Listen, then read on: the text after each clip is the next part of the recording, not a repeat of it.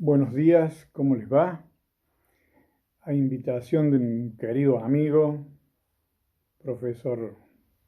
titular de la UBA y doctorado aquí en nuestra Universidad Nacional de Córdoba, voy a decir algunas cosas sobre el Estatuto del Consumidor. Es decir, vamos a hacer una conceptualización general de este estatuto tutelar de la persona humana y también de la jurídica que no realiza actividad económica organizada, es decir, que no está en la actividad mercantil ni es titular de establecimiento comercial ni de empresa alguna.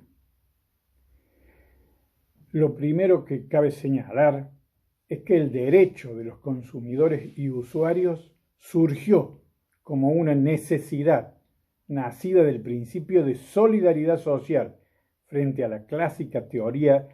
liberal del derecho que concebía a las partes como iguales desde el punto de vista formal, sin advertir que esta igualdad debía también darse en el terreno de la realidad. En una palabra, recuerden ustedes aquella vieja y clásica definición de Bresarfield en el artículo 1137. Hay contrato cuando dos o más personas se ponen de acuerdo sobre una declaración destinada a arreglar sus derechos, cuando hoy el nuevo Código Civil y Comercial, a partir del 2015, de agosto del 2015, reconoce tres categorías de contratos. Los contratos paritarios entre iguales, artículo 957, los contratos con cláusulas predispuestas o por adhesión, artículo 984, y los contratos de consumo definidos a partir del artículo 1092, que hacen pie en la relación de consumo que está reconocida nada más y nada menos que en la Constitución de la Nación. Entonces, volvemos a reiterar que el derecho de los consumidores, el Estatuto de los Consumidores, que se refleja en la Ley 24240, dictada en 1993 y que fue constitucionalizada en el artículo 42 de la Carta Magna, nace entonces de ese reconocimiento del cambio de las condiciones de fabricación, distribución e importación de los bienes, que tiene en cuenta ya no la igualdad formal, sino justamente la debilidad estructural del consumidor frente a los proveedores. En consecuencia, ¿no es cierto?, ya las jornadas nacionales de derecho civil reconocieron que las notas del consumidor son justamente, en primer lugar, la debilidad estructural que surge del mercado, donde el consumidor está sujeto ¿a qué? A las disposiciones del aparato de producción, de economía, de comercialización, de mercadeo, de marketing y consecuentemente, ¿no es cierto?, queda en una debilidad estructural. El consumidor es, como solemos llamarlo normalmente, un vulnerable. Consecuentemente, como enseña muy bien Lorenzetti, ¿no es cierto?, cuando se refiere a la relación de consumo, dice que la directriz constitucional del artículo 42 va a abarcar no solamente al vínculo creado por el contrato de consumo, sino también al derivado de los hechos o actos jurídicos vinculados al acto de consumo, porque muchas veces habrá simplemente hechos jurídicos con impacto normativo. Bien, entonces la relación de consumo tiene un reconocimiento, como hemos dicho, constitucional en el artículo 42, que es bueno recordarlo en este planteo general, ¿no es cierto?, del Estatuto Consumeril. Y va a decir el artículo 42, los consumidores y usuarios de servicios, entonces, los consumidores y usuarios de bienes y servicios tienen derecho en la relación de consumo, es decir, en este rol dinámico que implica la relación de consumo, que es el vínculo jurídico entre el proveedor y el consumidor,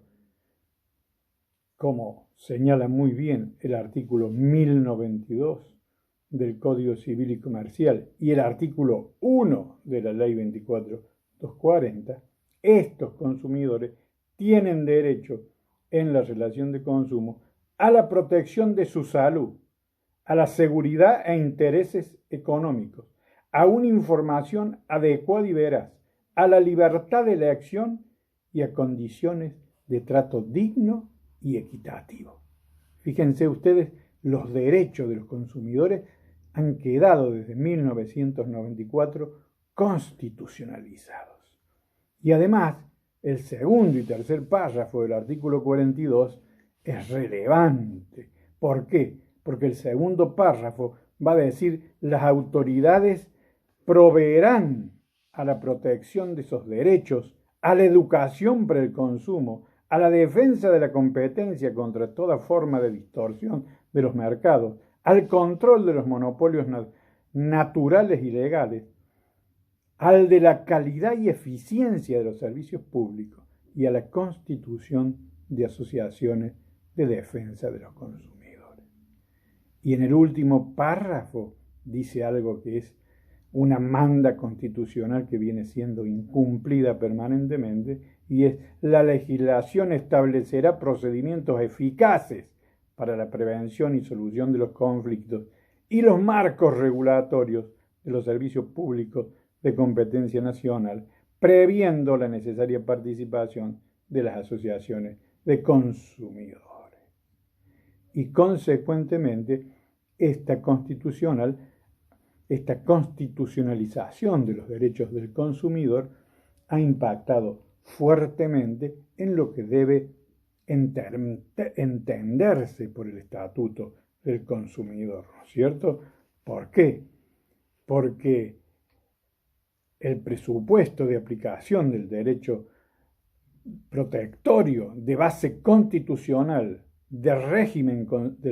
consumeril es justamente la vulnerabilidad del consumidor. Y consecuentemente el Estatuto del Consumidor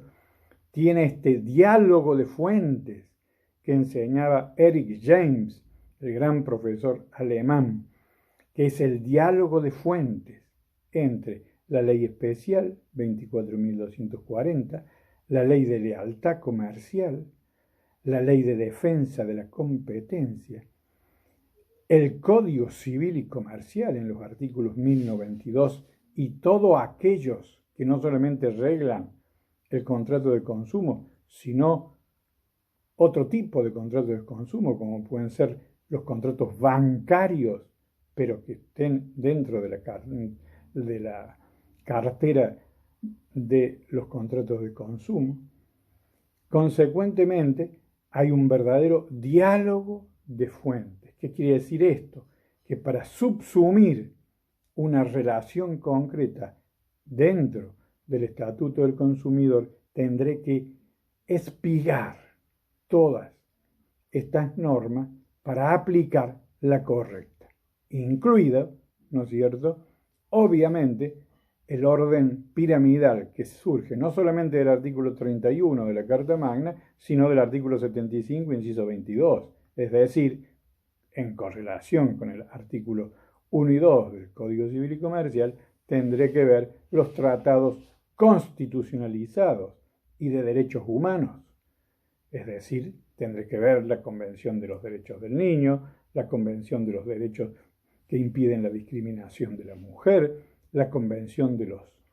que tutela a los mayores adultos,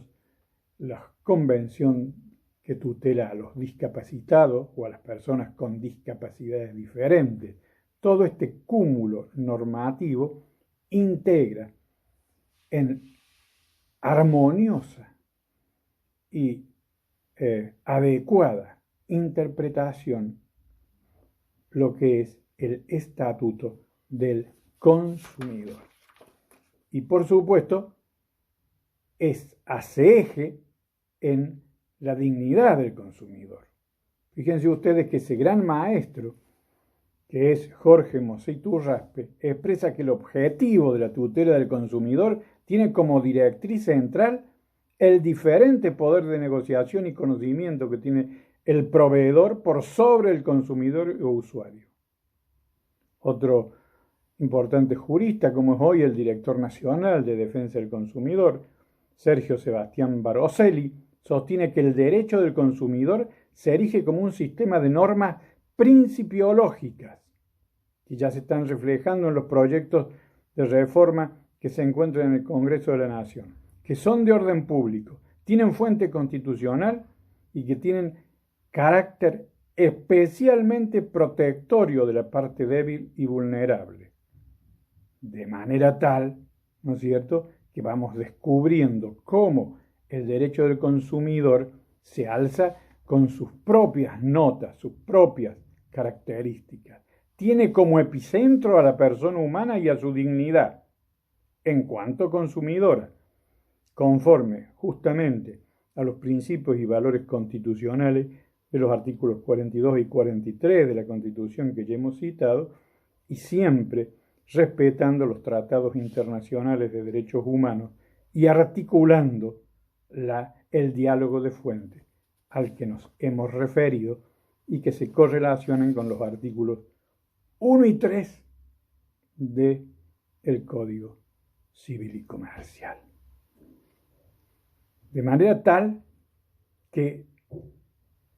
el principio protectorio, que está regulado en el artículo 1 de la Ley 24.240 y en el artículo 1094 del Código Civil y Comercial,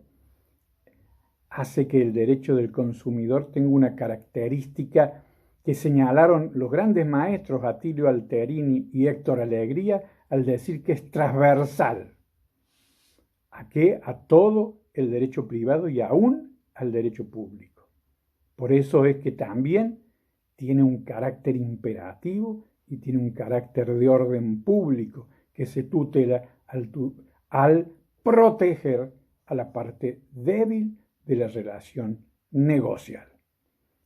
Entonces, el principio protectorio es una manda constitucionalizada que surge, como hemos dicho, del artículo 42, pero que tiene carácter operativo, de manera tal que ordena a los integrantes de los poderes del Estado a hacer eficaz la protección del consumidor en orden a los derechos económicos expresamente reconocidos, ¿no es cierto?, y claramente definidos por la Carta Magna. La Corte Suprema de Justicia de la Nación, en la causa Prevención, Asesoramiento y Defensa del Consumidor contra Van Boston, fallo de la Corte del 14 de marzo del 2017, publicado en el Dial,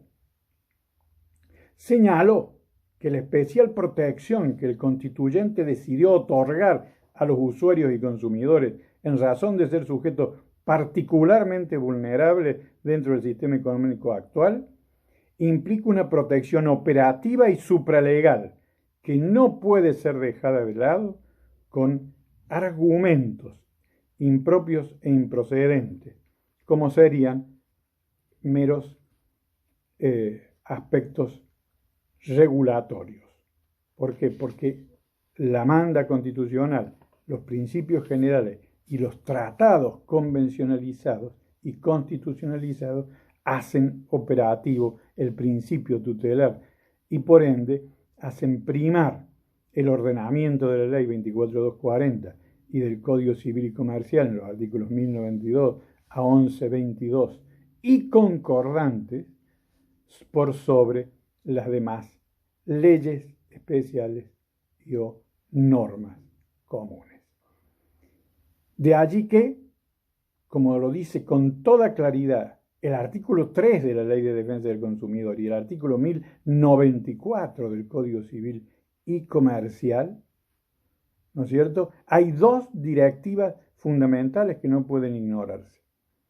La primera implica que las normas que regulan las relaciones de consumo deben ser aplicadas e interpretadas conforme al principio de protección al consumidor y el de acceso a un consumo sustentable. De allí su articulación también con el derecho ambiental. Y la segunda directriz es que en caso de duda sobre la interpretación de los principios, prevalece siempre la más favorable al consumidor. Entonces tenemos el principio protectorio y el principio indubio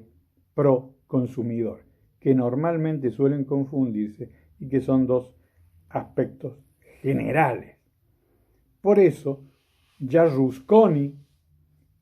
ese gran maestro del derecho del consumidor, Juan Farina, el maestro rosarino, explicaban que el axioma indubio pro consumidor es de aplicación a todos los principios de la Ley de Defensa del Consumidor como una manda flexible que opera a lo largo de los preceptos normativos y específicos de la Ley 24240, pero que además trasciende sus límites, convirtiéndose en una pauta hermenéutica general que orienta sus principios a la luz de la cual deberán juzgarse todas las conductas que desarrollan los sujetos que interactúan en la relación de consumo. De esta manera, la antigua y dicotómica división del derecho público y privado cede notablemente, pues el Estatuto del Consumidor es una directriz fundante que, como ya les he dicho, atraviesa en sentido transversal todo el derecho y obliga a reformular sus bases. El consumo sustentable, entonces, es fundamental también e implica, ¿no es cierto?, que la estructuración del mercado y el derecho ambiental deben asegurar la solidaridad, no solamente horizontal, actual, entre las personas, sino también, fundamentalmente, la solidaridad vertical hacia las nuevas generaciones, consumir de manera tal que la sociedad sea vivible, no solamente por los que hoy estamos en ella, sino también por nuestros hijos y nietos.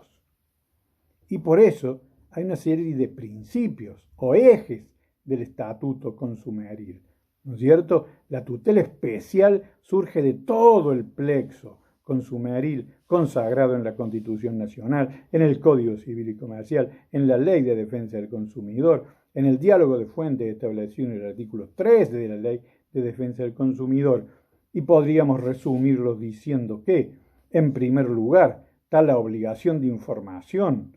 que atraviesa todas las pautas de la Ley de Defensa del Consumidor, reglada en el artículo 4 y en el artículo de la Ley de Defensa del Consumidor y en el 1100 del Código Civil y Comercial. La obligación de información. ¿Por qué? Porque el consumidor es la parte débil,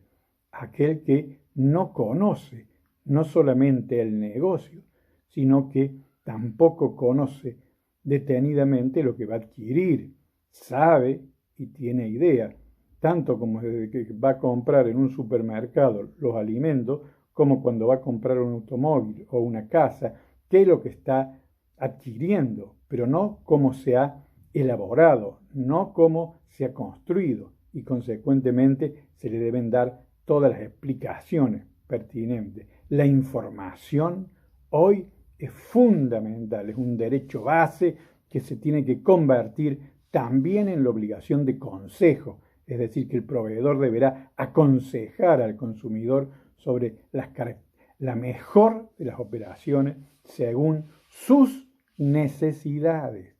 Y vuelvo a recordar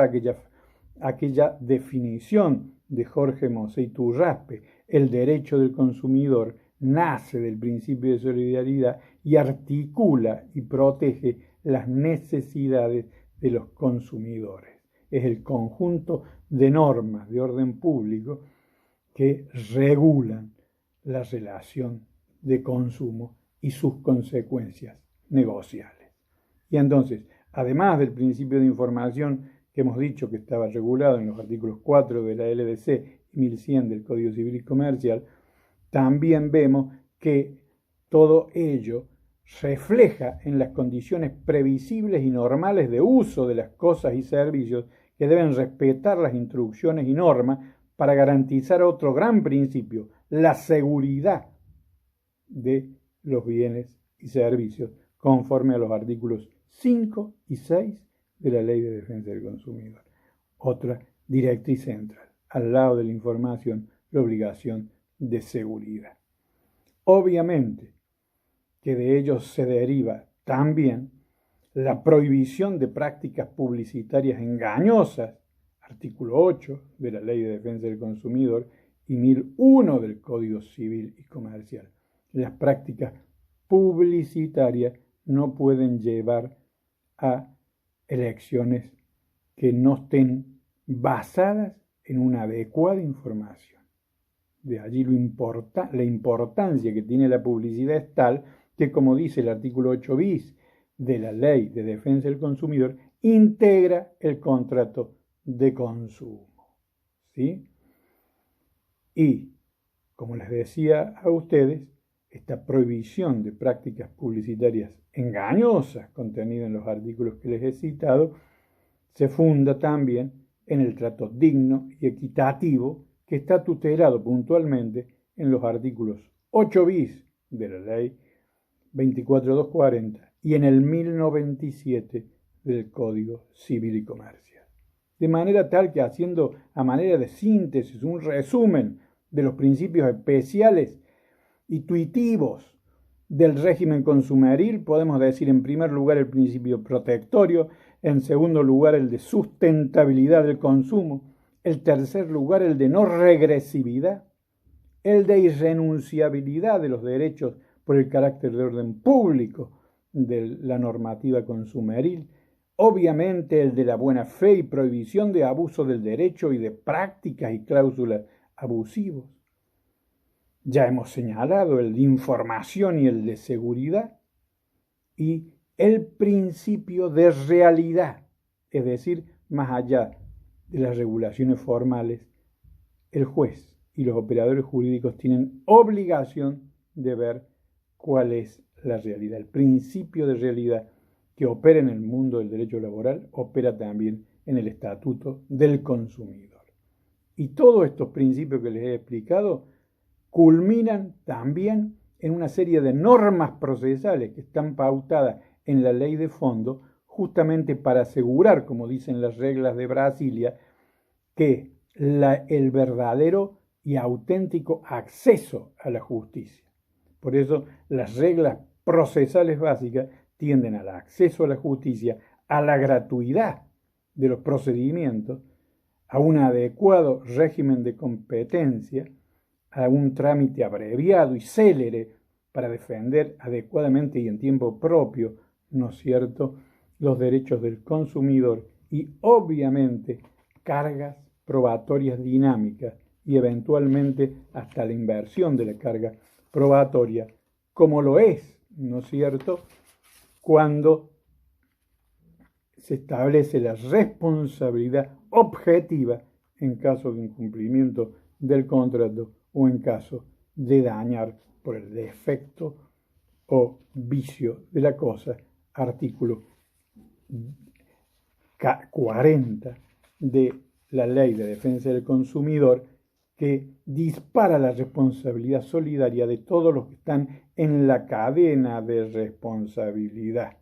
es decir, de los fabricantes, productores, distribuidores, comercializadores, etcétera,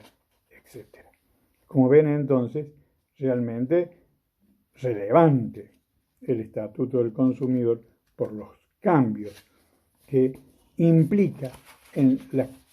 concepción clásica del derecho. de manera tal, ¿no es cierto?, que obviamente se dispara un estatuto del proveedor, de obligaciones del proveedor. Las cosas y servicios, que serían las siguientes en apretada síntesis. Las cosas y servicios deben ser suministradas o prestadas en forma tal que, utilizados en condiciones previsibles, no presenten riesgo alguno para la integridad ni física, ni económica o de la salud de los consumidores. Las cosas o servicios riesgosos deben estar garantizados también, como lo manda el artículo 6 de la Ley de Defensa del Consumidor. Los servicios públicos deben ser prestados con eficiencia. ¿Por qué? Y las conductas antisociales son especialmente sancionadas por el daño punitivo, artículo 52 bis. Y por último, algo que hoy se viola sistemáticamente, la libertad de contratar, ¿no es cierto? Conforme lo dice el artículo 1099 del Código Civil y la Ley de Defensa del Consumidor, están prohibidas las ventas en paquete, es decir, te doy este bien si me adquieres tal otro servicio o tal otro bien. En definitiva, el Estatuto del Consumidor es un plexo normativo que regula un cuerpo disciplinario particular y de perfiles propios y nítidamente constitucionalizados, que, como ha dicho la Corte, son operativos y, por ende, exigen del juez y de los abogados un conocimiento adecuado de todo el articulado de la Ley 24240 y, consecuentemente, también del Estatuto del Código Civil y Comercial, que contiene los núcleos pétreos, los contenidos básicos que no pueden ser modificados ni horadados por ningún tipo de convención o disposición legal. Estas son entonces algunas primeras aproximaciones al Estatuto del Consumidor y, consecuentemente, podemos ya entrar en el análisis exegético del articulado de la Ley 24240, del Código Civil y Comercial y de las otras normas que tutelan a los consumidores.